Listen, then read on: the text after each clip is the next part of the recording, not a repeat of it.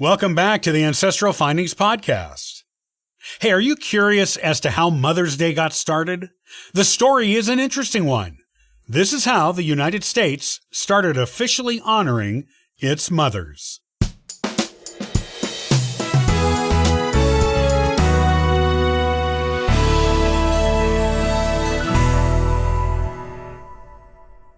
Mother's Day is a special day for millions of people in the United States.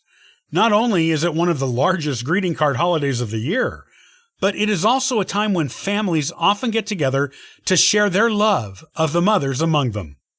At the very least, most mothers and women who are mother figures to others are given phone calls, emails, and visits of appreciation.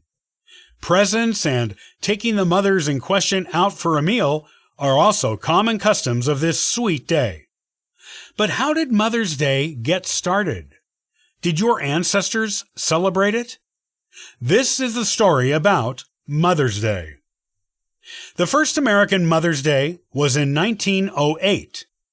It was celebrated when a woman named Anna Jarvis put on a memorial for her mother at St. Andrew's Methodist Church in Grafton, West Virginia. The church is now the location of the International Mother's Day Museum.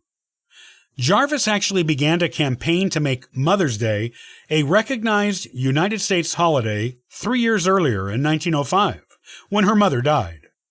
Jarvis's mother, Anne Reeves Jarvis, who tended wounded soldiers on both sides during the Civil War, made no distinction between Confederate or Union in her care or compassion. She also started the first Mother's Day Work Club, which soon had branches in many states in the nation, to encourage the government and local communities to address issues of public health importance. Her daughter wanted to found a Mother's Day holiday not only to honor her own mother, but to honor all mothers, as well as to continue the charity work her mother had started. Jarvis often said mothers were the people who did more for their children than anyone in the world. Though the United States Congress rejected Jarvis's Mother's Day proposal in 1908, Jarvis did not give up working to make her dream of a day to honor all mothers a reality. The only reason Congress cited for rejecting the first Mother's Day proposal was that they would have to declare a Mother-in-Law's Day too. The statement was made half-jokingly, but was used to dismiss Jarvis's proposal. Jarvis continued to lobby Congress and work to gain public support for a national Mother's Day holiday. Instead of going through Congress, she went to the states. By 1911, every state in the nation observed Mother's Day, with the first state being Jarvis's home state of West Virginia.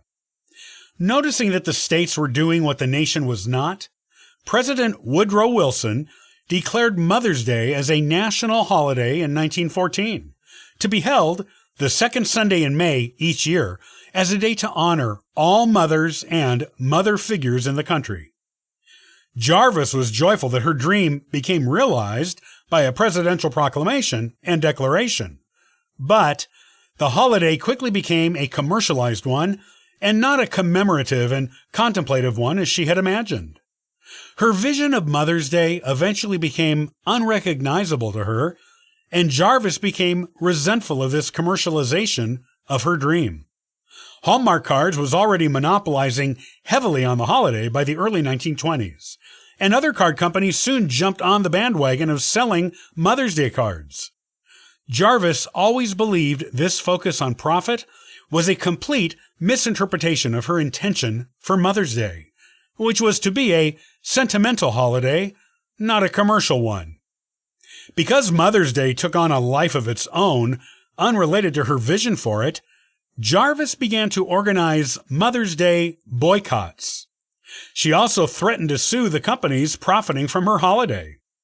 It was Jarvis's preference that people honor their mothers and give thanks to God for them on Mother's Day by writing handwritten letters that talked about love and gratitude for all a person's mother had done for them and continued to do.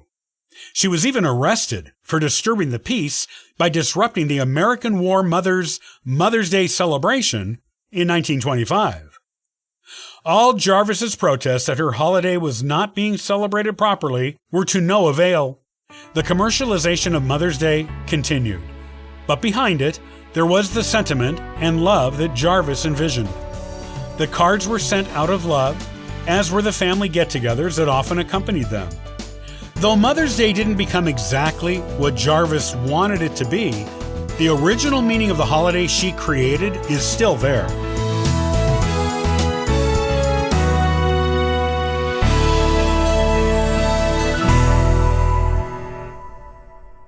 Thanks for listening and subscribing to the Ancestral Findings podcast. Check out ancestralfindings.com and download a free genealogy ebook and sign up for the weekly historical postcard giveaway. I hope you have a wonderful day and happy searching.